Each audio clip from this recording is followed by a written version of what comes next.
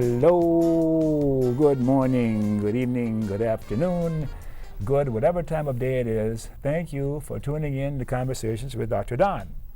For you first-time viewers out there, Conversations with Dr. Don is an ongoing series of one-hour standalone talk shows where I interview interesting people like most of you out there about who they are as unique, one-of-a-kind individuals, and about whatever it is that they want to talk about. And tonight's guests are going to prove quite interesting and probably even go beyond that standard spiel because they are absolutely unique in who they are and what they've been about in their lives, as you find out as we go along here. To my right is Betty Perry, and the opening shot that you saw was Betty Perry in front of a tank, and she's got a long history of doing a lot of very interesting things, but I'm getting ahead of myself now. When I talk to her, we'll find out more about what she's about. She was referred to me by Rick over there on camera 3, who aggravates me all the time, and my favorite cameraman.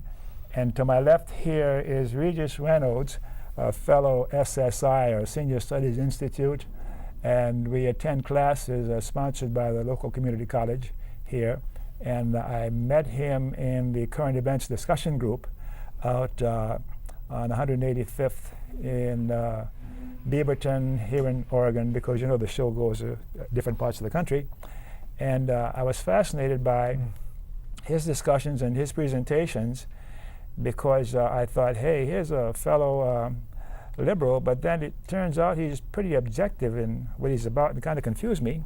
And then I discovered he's his own person, and I found you would be interested in hearing his story and what he's about. And what impressed me was that you were a West Point graduate, and I'd never seen a West Point graduate. And anyhow, I'm getting ahead of myself again. So you can see we're going to have a fascinating time this evening. Now, I like to start off oftentimes with what I call a self-calibration, and you've heard me do this before. And what it involves is checking out how I'm feeling at the moment, and if I'm feeling nervous or upset, and I acknowledge it, and it goes away and I feel better. See, I didn't have to say it that I'm nervous. I feel better already. Thank you. So how are you feeling at the moment, Betty? I'm feeling fantastic. Fantastic. Yes. Oh. It's an amazing thing that I'm still on the earth plane. And I think I have a definite purpose for being here at this age, and it's great. All right. Let me check out how Regis is feeling. How are you feeling, Regis? I'm feeling fine, thank you. How come you are not nervous or anxious or nothing, and I am? I don't know what's going on. But anyhow, as you know, my shows go in about 3 segments. The first segment is what I call the bio segment, where I talk about who you are and a little personal information about yourself, nothing too heavy duty, so that the audience can get an idea of where you're coming from or why it is you have the views that you do on the things we'll be talking about. And and then the second part is, after about halfway through the show, we'll take a break, and then we'll talk about the topics directly that we agreed to talk about. So before the camera started rolling, what are you laughing at, Betty? Because I don't know what we agreed to talk about. So this time we didn't agree to talk about it. As I remember, we mentioned a few possibilities, but we didn't agree, right? Doesn't matter. Let's talk about agreeing on what we're going to talk about, okay? So you have an idea now what it is that you may want to talk about? Well, I started a new career when I was 61. Uh-huh. Doing stand-up comedy in nightclubs. 61, stand-up comedy and nightclubs. So hold that. 61, stand-up comedy. And what would you like to talk about off the top of your head? Anything in particular? I'm mostly interested in current affairs, presidential election, Iraq, Iran, anything along those lines. Mr. Director, do we have 16 hours? Yeah, we can go on forever about that. And I want to talk about the very same things that you're interested in. And okay, we won't have time for my thoughts, but we'll follow what your ideas are for the time being. But let's do with the bio stuff first of all. Let me talk to Betty first, okay?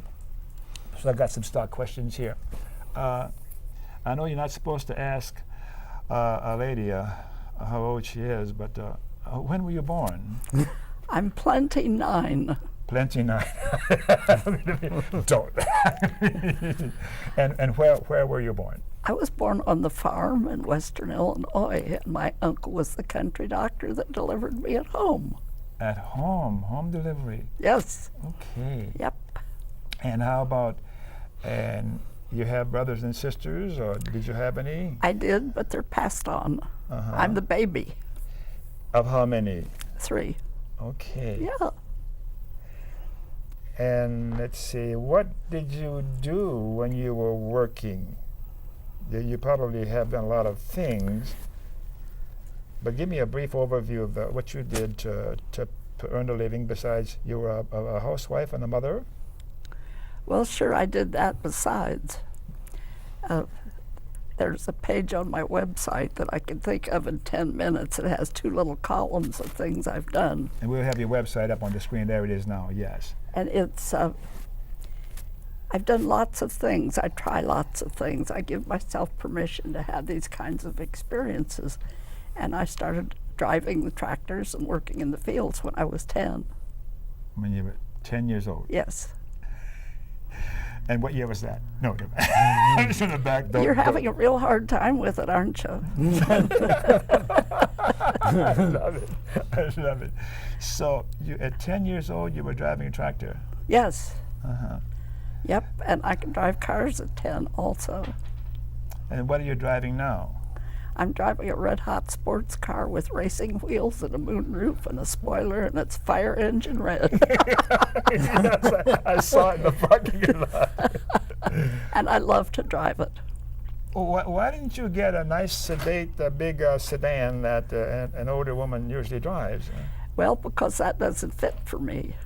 Oh, it doesn't? No. Okay. No. I stunt drove a taxi cab in a movie, and the director said to come closer to the camera.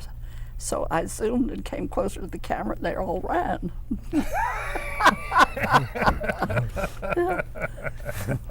So it's very interesting. Yes. So what else did you do? Did you have any kind of particular work you did or a particular job besides being a farm girl? I almost always held men's jobs because they paid more than women's. Well, how did they let you do that in those times? There was a glass ceiling, they say nowadays? Well, it just depends. I guess I've had lots of unseen help. Uh-huh. And I've done lots of work that was considered men's work. And issuing parts and hardware to 150 mechanics is not necessarily a woman's job, right? No. Well, I did that. And the football field size place, this was for combat and transport vehicles. And during that time, I got to take a ride out into the field in the turret gunner's position with the hatch open and surveying the countryside because the inspector asked me to go out. And where was this in the country? It was in Tacoma. Tacoma, Washington. At Ordnance. And we got in the field and he said, "How would you like to operate it?" I said, "Great." So I got through the machinery and down into the position, and we took off, and it was wonderful. We got back to the shop. He just caught all kinds of hell because a woman drove a tank. He said, "Well, guess what? She's the only woman in the parts department. Every man that starts there goes out on an official road test, but I have to teach him how to operate it," and she already knew. So that's why I use the tank, because people don't expect it. It's a good hook. Yeah. And for auditions, if you had men that were auditioning you on camera, they'd say, "You didn't really drive a tank, did you?" I said, "Yep, what would you like to know?" No questions, they don't know what to ask. Because they didn't drive a tank. No. So it's been good to me. I've done so many things. I've taught first aid. I worked for Martin Marietta on the Titan missiles. Martin Marietta on the Titan missiles. Yeah. Yeah. I was one of the few analysts. I think there were about 80 analysts and 5 women, and I was one of those. And you had to keep your parts in stock with a certain degree of stock so that you never had a line stopper when they were building.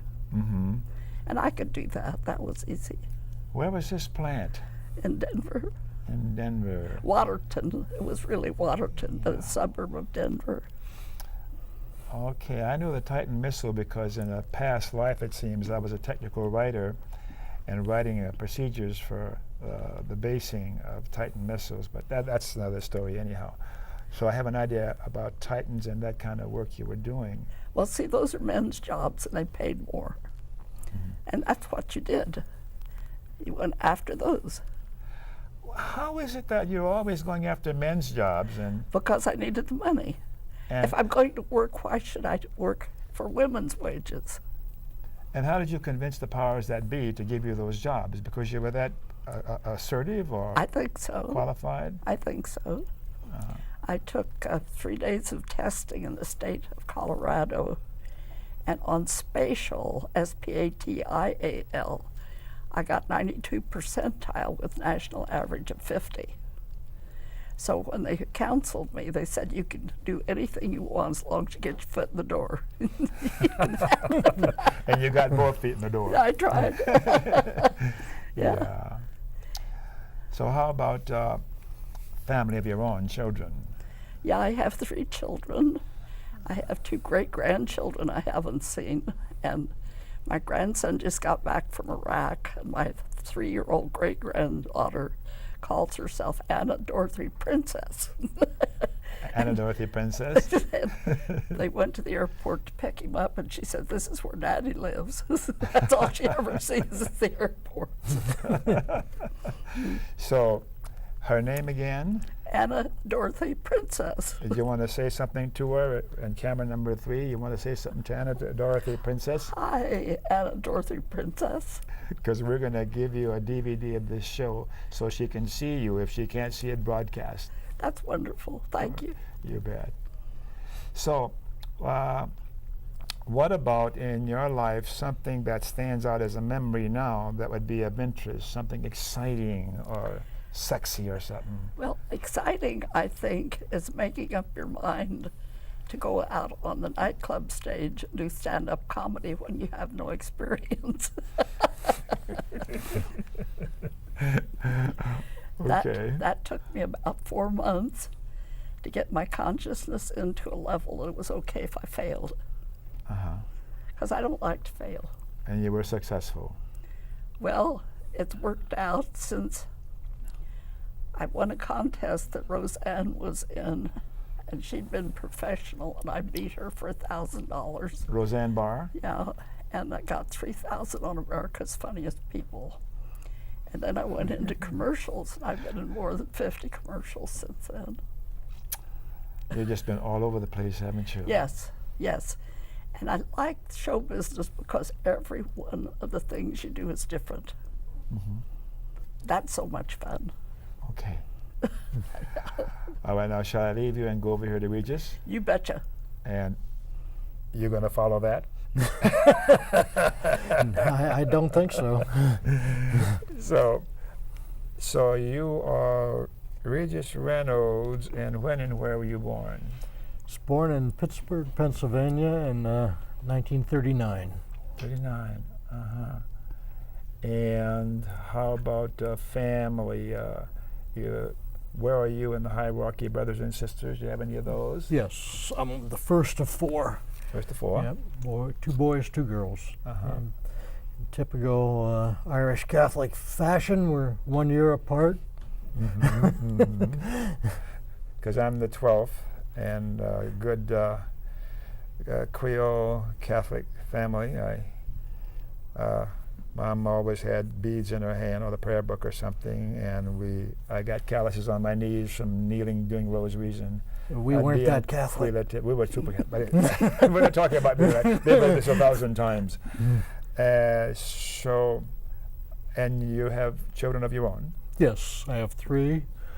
A son, Dan, who is a professor in Grinnell College in Iowa. A daughter in San Francisco who is a I guess, a marketing person for one of these lawyer referral firms. Uh-huh. She's the one that, once the lawyer has done it for a year or so, tries to keep him back, get him renewed into the program, and if he's had bad experiences, to try to mollify him and get him a better contract for the next year. Mm-hmm. And then my youngest daughter lives here in Portland, and she is graduated from college in Texas, and after about 10 years working in art, she's an art major because it was the only thing she could take that she didn't have to take algebra or any math. And now she's a computer whiz. She's going to Pacific Northwest College of Art. She's getting a degree or whatever in graphic design. Works at Adidas, if I'm not allowed to say that, I suppose. Yeah, that's okay. Sure. So you're kind of proud of him? Yes. Well, Did you detect that? tiny bit. And my wife as well. How many girlfriends do you have? Well, His wife. No. Rich's wife is yeah, it's my wife Pat. Your wife- 47 years. 47 years. Right. 46. 46. 46. Congratulations. So how do you feel about her? Well, we're gonna wish she's still in the tryout phase. Yeah. I've told her the next 46 are the best, Okay. but this has not been bad. Now, and you went to West Point. Yes. And how'd you happen to do that? Well, one day I was working in the summer for I was still in high school, for a contractor, and got a phone call from my mother, and she said Congressman Bowe, who was our Congressman Frank T. Bowe from Ohio, was giving, I was raised in Ohio, although born in Pittsburgh, Mm-hmm. was giving a test. And why don't you go down? And I mean, going to West Point was something, not only was it the last thing that entered my mind, it was never entered my mind. And until she called me up and said, why don't you do that? So I had a small scholarship offer already from the University of Cincinnati, and but I thought I'd go down and give it a whirl, and I guess the rest is history, personal history. So I came in #1 in the test, and wow, isn't that something? Yeah. So you graduated and you became an officer, Right. and did you retire from the military? yes, How many years you had it? I had 21 years. Oh my gosh, 21 years. Right. I tell everybody I had 3 goals in my Army career. I wanted to get out in 20, and I did not do that. I wanted to get a master's degree. The Army frequently sends us, not frequently, but does send some officers to get master's degrees, and I did get that. Uh-huh. And I wanted to leave with my sanity, and that's quite. Yeah. my daughter was a senior in high school. I was on the staff of the ambassador to NATO and U.S. mission NATO, and we'd already moved her once in high school. We'd been in Washington, D.C. before that, so rather than move her twice in high school, I decided to stay 1 extra year in Brussels, Belgium, which if you're going to stay in Europe, can't be a better place to stay. I'll bet you've got some stories on your travels as an officer in the U.S. Army. Yes, I'm sure I do. And most of them I can tell. So do you have any regrets about having a career and retiring from the Army? No, I don't. I think I would. I had really no other opportunities. It's like a lot of young men today that my family had no money, and I mean, so you given an opportunity, you better grab it. You never know when you're going to get another one, and which is what I did. Did you have any idea that you were that smart, that bright to come out #1 in that test? No, I really didn't. Okay. Because I frankly didn't really apply myself all that hard in high school. Disgusting. Yeah, bust my buns to make the grade in here. A guy like you, it just comes to you naturally, right? You seem so totally honest and candid and unpretentious. And I should think that someone who scored that high in an entrance exam and went to West Point and had a career in the military, that should be rather stiff and be sort of like Patton here sitting talking to me, but just seemed like kind of an ordinary guy. Well, I think you'd be surprised about how people are that are in the military, especially you'd be at people who really make it in the military. I spent 3.5 years in the Pentagon, and most of the generals that I was around had more common sense in their little finger than most people have in their whole body, and they're just as normal as you and I, only they're extremely dedicated human beings, but they're down to earth. They're real people. They have families. Yeah. They make sacrifices, of course, for the country, and I saw what some of them went through, and I made up my mind. Well, I didn't make up my mind. I'd never aspired to be a general. I told you I aspired to get out in 20 years, and but I saw the lives that some of those generals had to live in. You know, this is really during peacetime in the mid to late 70s, and they really have almost no personal life at all. They do the job in the Pentagon, and they got another job, additional duty someplace else, and then they get up at 4 in the morning and study for what the next day is going to be. It's not an easy road to hoe. So, okay, I think it's important, at least for me, to hear this kind of report about those kinds of officers in our military, which we need to have to keep this democracy functioning and for self-protection for the nation, so to speak, because I've been hearing so much lately from my alternative media about the advice given to the Bush administration by the military in Iraq, and he's supposedly following their instructions or their advice, and we seem to be stuck in a dilemma or in a quagmire. So I guess the impression is that, well, maybe the officers in the military aren't really too bright or too normal of people or something. So what I'm hearing from you is quite the contrary, and that's good for my viewers to know. These are good, ordinary people who are not necessarily extreme right-wing. Pardon me, Rick. No, well, look at Wes Clark, 4-star general, Democratic Party. He changed, obviously. It doesn't mean he's not conservative in some matters, and I'm sure I am as well. Yeah. But I think when it comes to human rights and where do you use the Army or the armed forces and where you don't, I think that we have a different view than the Republicans have, for sure. Rick is looking away. So anyhow, my director is going to yell at me unless I take a break. So let me turn to my magic page and say the magic words, and we can do the break. It's time for a break now for about 3 minutes. We're going to put up on the screen some important information that you may want to write down during the break. So get a pencil or a pen and some paper in case you want to make some notes during the break. I want to tell you about broadcast information. For you viewers who live in the Washington County part of the Portland, Oregon metro area, Conversations with Dr. Don shows are broadcast 5 times each week. Typically, a new show is first aired on a Tuesday and is rebroadcast on the following Friday through Monday. Periodically, we have a live call-in show, but it's going to be quite a distance in the future, so we won't talk about it tonight. You can watch Conversations with Dr. Don on the internet.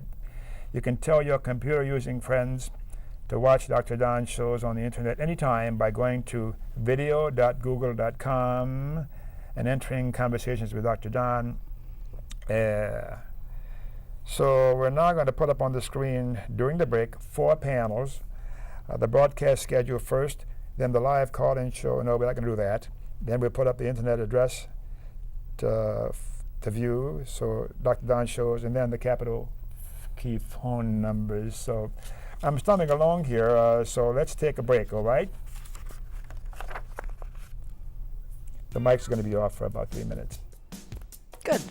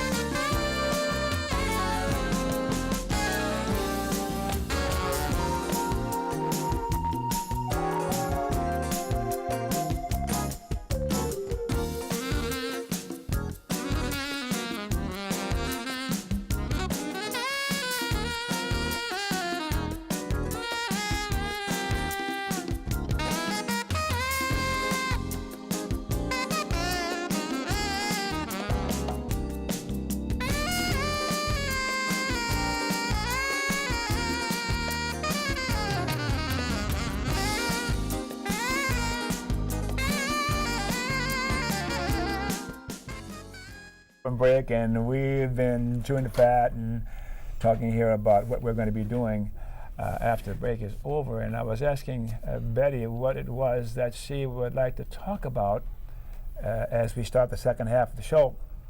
And I think you mentioned your spiritual something. I think it's my spiritual assignment. Spiritual assignment. I've Yeah. never heard that before. What is a spiritual assignment? Well, you keep the sludge out of your pipeline to the infinite. Sludge out of the pipeline to the infinite. And when the ideas come through, you act on them. And Okay. even if you're fearful, you do it through the fear. Okay. That's the secret. People don't use their talents because of fear. Yes. Okay. And you don't get rid of the fear. You just do it anyway. Okay. Is So it's- go ahead. So it's a real simple thing. There are so many people that are so dissatisfied with their lives, and they have no idea that they can change it into anything they want. Yeah. And I'm saying that if I can start out knowing nothing about show business at 61 and be successful, be in more than 50 commercials, make people laugh, do all those things, anybody can do anything they want. Okay. You hear that out there? Anybody can do anything they want. All right. And I'm going to take that But you do it through the fear. through the fear. Just don't pay attention to the fear. It's going to be there. Just do it anyway. And when people ask you questions, you usually nod your head yes, and the life force goes down your front, through your legs, up your spine, over your head. And when you're negative and you shake your head no, you break the life force. Mm-hmm. So you say yes. Yeah. And when you called, I said, oh, that sounds like fun. Yeah, you sounded like you were enjoying it. Yeah. So And I'm so glad, Rick, you turned me on to Betty. Have you always had this experience of the life force and ignoring the fear and going ahead and doing what you want to do? No, it takes a long time to get there, long time. But it doesn't have to. People can start at any time. But for me, it took a long time. I had a lot of things to do first. Can you tick off a few of those things that you had to do in order to get to the place where you could work right through the fear? Any passages? I can't think of a good example. Mm-hmm. I've done lots of creative things. I've designed clothes. I've made patterns. I've taught my girls to sew, because that was a creative outlet. You know, you have to be able to make something, be able to show something. Use color to lift your spirits. Uh-huh. Look at that smile. You just glow. So let me ask you, what is it that you can say to my viewing audience that will help them to get past this fear you're talking about? That's the whole point. You don't get past the fear. You do it anyway. You just do it through the fear. Uh-huh. I I felt if I could make it to the microphone without falling down, without passing gas, and remember what I wanted to say, I had it made.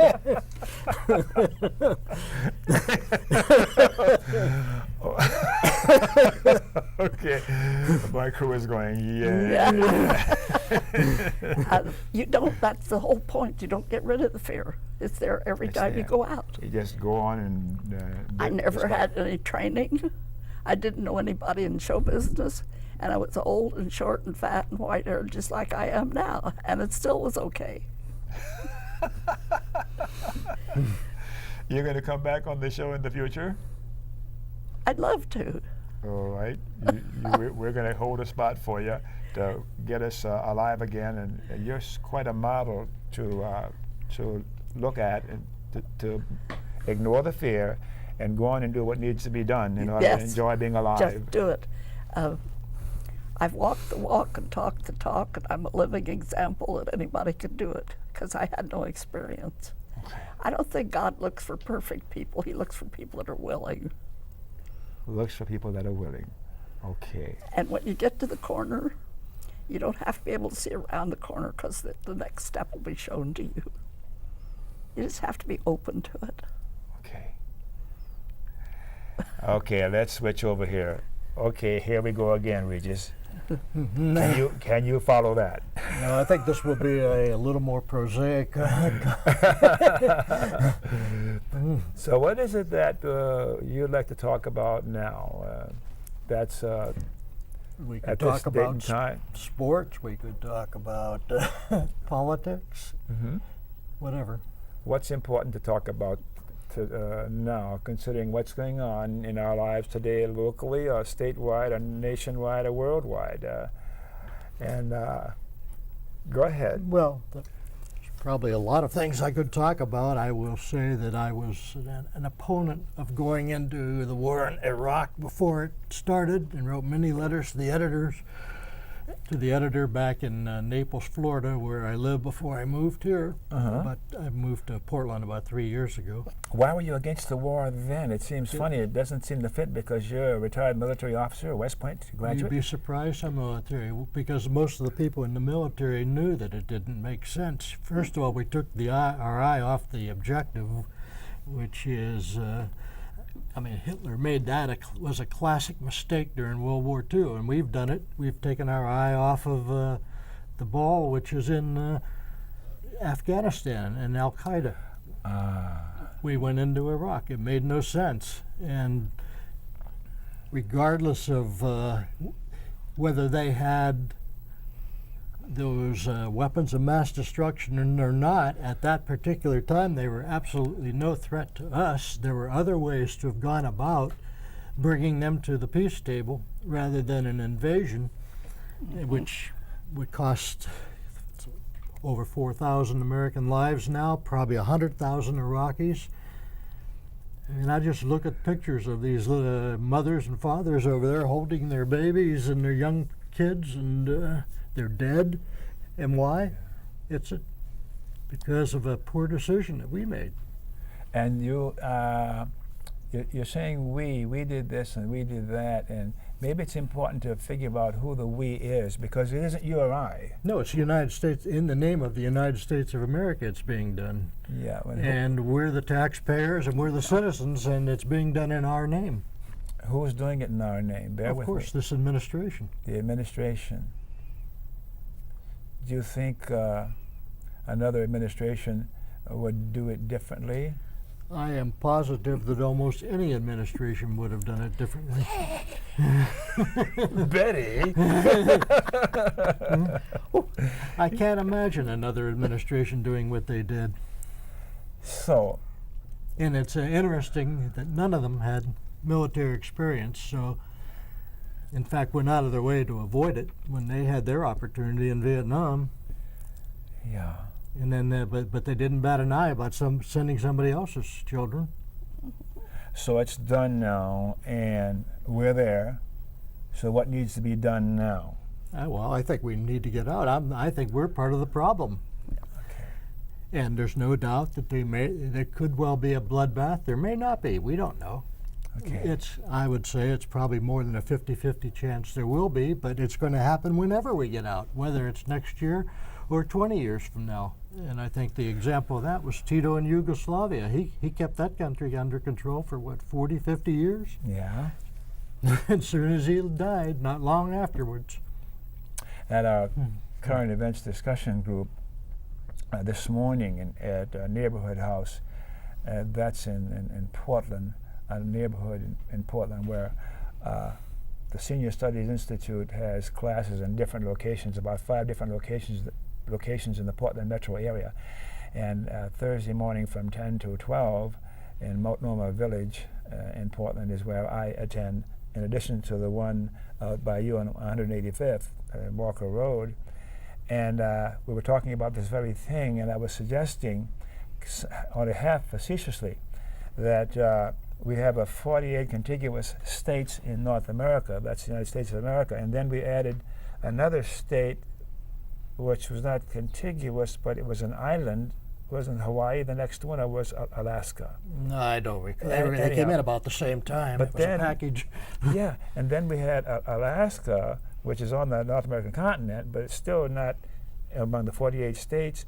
And I've been suggesting for some time that Israel is really the 51st state, effectively.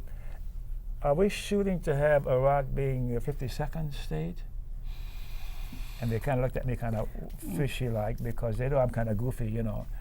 But American empire is expanding and going crazy. And is Iran going to be next? So what's the October surprise that will change the outcome of the November election? If someone has been speculating that there's going to be an October surprise pulled by this administration so that we can change the sentiment and we've got to pull together and so on. What do you think about that crazy idea? I suppose almost any idea is possible. The idea that it would be probable, we've discussed speculation about various laws that have been passed in the last few years, which have also been subsequently overturned, about giving the administration authority to establish martial law under some pretty flimsy reasons, the way the law is so vaguely written. I frankly find it very hard to believe that that would happen unless we were invaded or something very catastrophic happened, because I cannot, and I mentioned these generals before, Yes. I can't imagine these generals the ones I knew, allowing the United States or anybody to impose martial law when there's not a really good need for it. These generals know the Constitution, and they're not about to do anything that's unconstitutional. Well, I think in America, we tend to think that America is different and is going to be different, and it's not susceptible to the same kinds of revolutions that happened in other countries, in France and in the past. And is it possible that the military can split and take sides? That there would be a real revolution again in this country? There was a revolution before the Revolutionary War, and then there was a Civil War. Now people seem to think that can't happen again because of what's going on and where this administration is taking the country. So what about Blackwater and those kinds of private militias? Do you think they serve a useful purpose, or are they necessary? In my opinion, they're quite unnecessary, except for perhaps some very limited role that I have a hard time really establishing, perhaps guarding an ambassador or something like that. But I mean, first of all, right now they're way too small to do anything to be a threat to the United States Army. And I am concerned about the privatization of the American Army, of the CIA, and everybody else. These are government functions that should be kept in the government, and I think we've proven quite well. I mentioned the class in our SSI class that when I was in the Army, we used to always say to ourselves that, you know, if they ever ran a corporation like this, it would go broke in no time. And then I went to work for a corporation and said to myself, if they ever ran the Army like they run this corporation, you know, we'd have never won a war. And unfortunately, we have an MBA president who's running the country for his personal and his friends' near-term gains at the and he's got the MBA down cold, the MBA approach to the world. You know, get your 2 or 3 years out of it for yourself, and then you're gone, and let somebody else pick up the pieces. So what do you think about what we've been talking about so far? You find something that you disagree with, or? I don't disagree with it. I heartily agree with it, and plus more. You know. So what's happening then? Can we change the subject? Sure. How about oil? Why is it that gasoline is so high? Do you have any idea why that's going on? Because they can get by with it.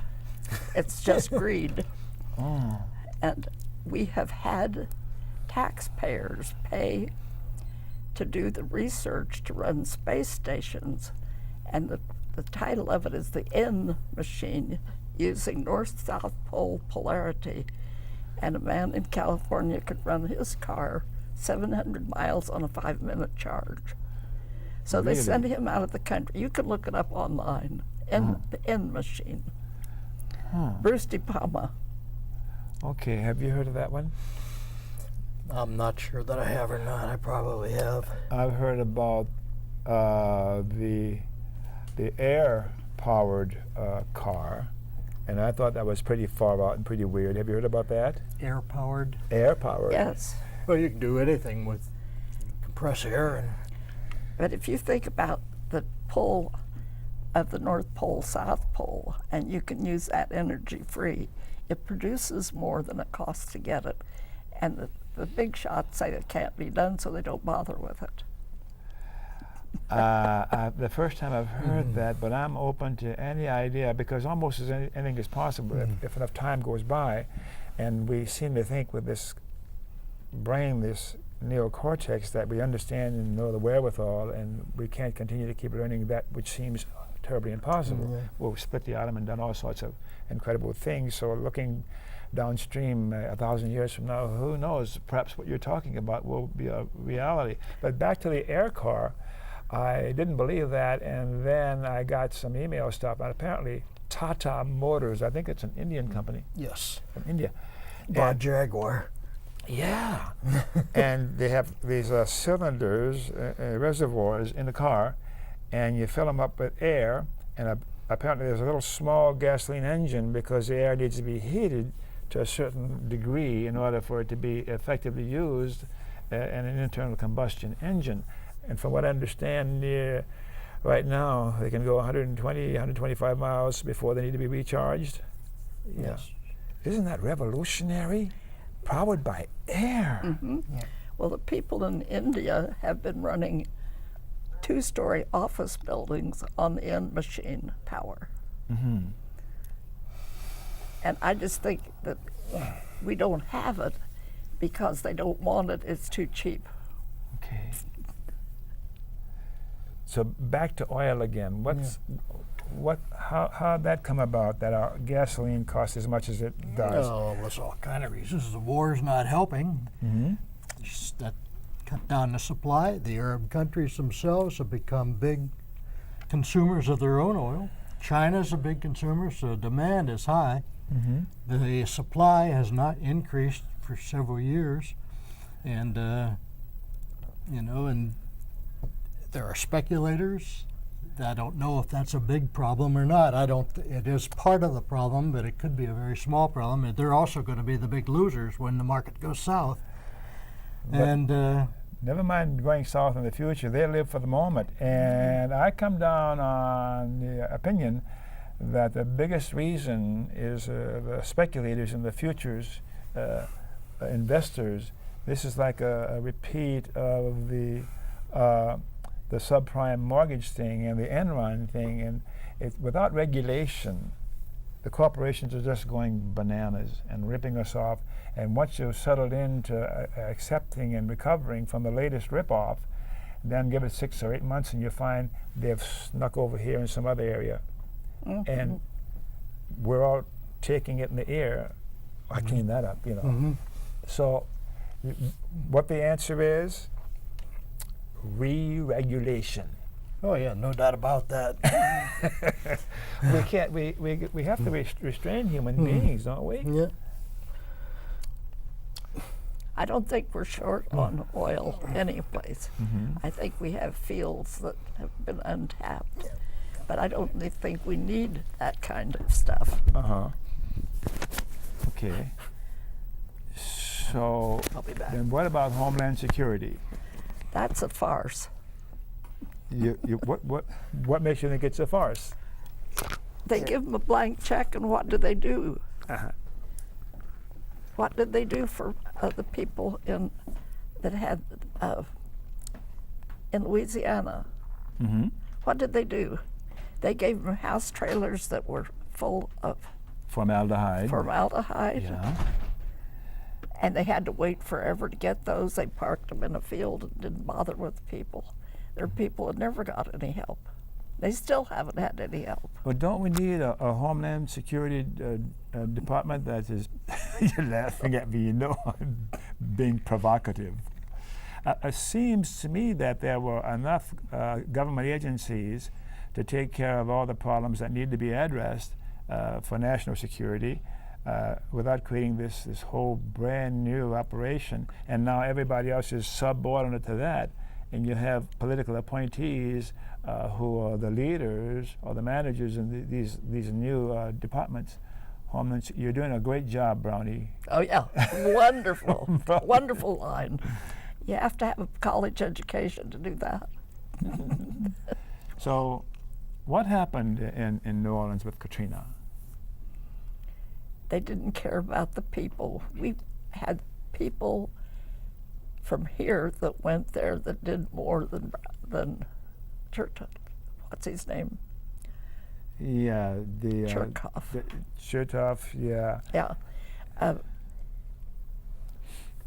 Well, why didn't they do more than they did? Because the people were poor, they didn't have any clout. Well, don't we love our poor people here in America? Evidently not. No, I can't keep a straight face. You see right through me, you know? Well, if we could just take care of our people that are hurting, the people that are needing, and I don't think we should have homeless people in the city. I don't think we should have people without food and without clothing, without necessities, without health care. That's just unbelievable.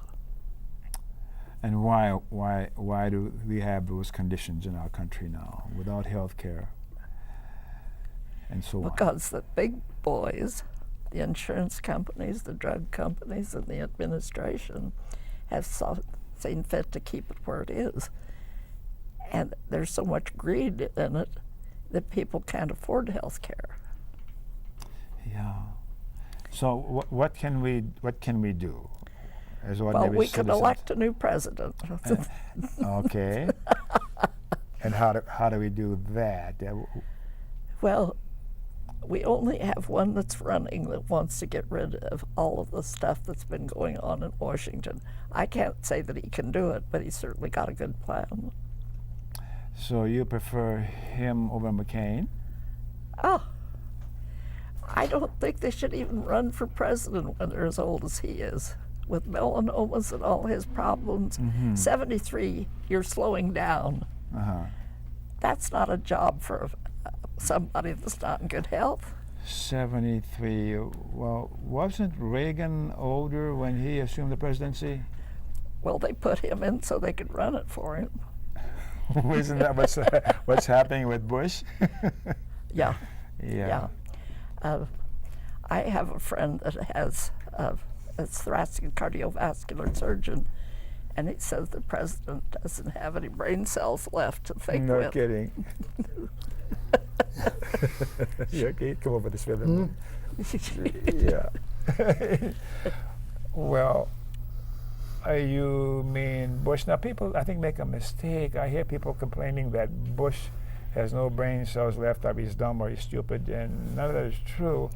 I think he has problems with, and I've been given a high sign that it's time for me to sign off here and stop jabbering. So, before we sign off, do you have a message or a thought that would be useful for the viewers, considering what we've talked about, and anything that would be useful for them to take away from watching this show? Which camera are we going to look at here? The tally lights aren't working on these turkeys. So what are you going to say, Betty, to the viewers? Oh, I would just say keep the sludge out of your pipeline to the infinite and act on the new ideas that come through if you want to change your life. You have to change your mind. And you just do it through the fear. Whatever it is, do it. And if you've made a wrong choice, you can always choose again. It's not a fatal decision. All right, I like that. I will go with that. Regis, what have you got to say to the viewers? And camera number 2 there, it looks like. Okay. Well, I would just say, there's an old saying, H.L. Mencken, I'm paraphrasing now, said, for every complex problem, there's a simple solution. And I think this administration has had, he said there's a simple solution, and it's usually wrong. Yeah. And I think this administration's living proof Got it. of the simple solutions normally being wrong. Mm-hmm. So what do the viewers need to do then? Well, I'm not going to tell them how to vote, but We have to. I personally, it's too late to impeach. I would have done that about 2 years ago. But I think George or John McCain is the third term, and I don't think I've ever been so disappointed as when George got the second term. Yeah. Okay. And I lived in Texas too when he was governor. All right, so I have the impeach sign up in the last couple of minutes we have, so it's time for me to say a few words as we're closing. Keep your pens and pencils handy because you may want to jot down something that we'll show you in the closing credits. I invite you to give us feedback, both positive and negative, about any aspect of the show, and I mean it. It helps us to give you a better show in the future, and thanks for watching out there. And my email address is friendlydon@aol.com. It'll be up on the screen again. And for your real late tuners in, Conversations with Dr. Don is an ongoing series of 1-hour standalone talk shows where I interview interesting people like my wonderful guest here tonight about who they are and what it is we talked about tonight. Public service announcements, I'll hit a couple of those. About the Alliance for Democracy, I want to tell you that's an organization that's an activist organization on local issues and state issues, because we want to be sure that the legislators are behaving in our benefit here, in our behalf here. So let's go to the ACLU next, okay? Time is running out. The American Civil Liberties Union, thank goodness for the ACLU, yeah. And they're protecting our civil liberties, and our civil liberties need protecting big time nowadays, all right? And the ACLU hotline. Sometimes law enforcement is a little over eager in stopping people in their cars because they look like something, if you think you've been stopped because of how you look. It's called racial profiling. There's a phone number to call. The ACLU wants to know about it. Senior Studies Institute, we talked about that. And I want to tell you about the Humanists. The Humanists of Greater Portland. That's an organization I belong to, American Humanist Association. That's where we are people who don't need to have a hereafter or a God. And I'm not saying there isn't, but that's what the Humanists are about. And I'm seeing a sign there that says 1 minute to go. I better move along here.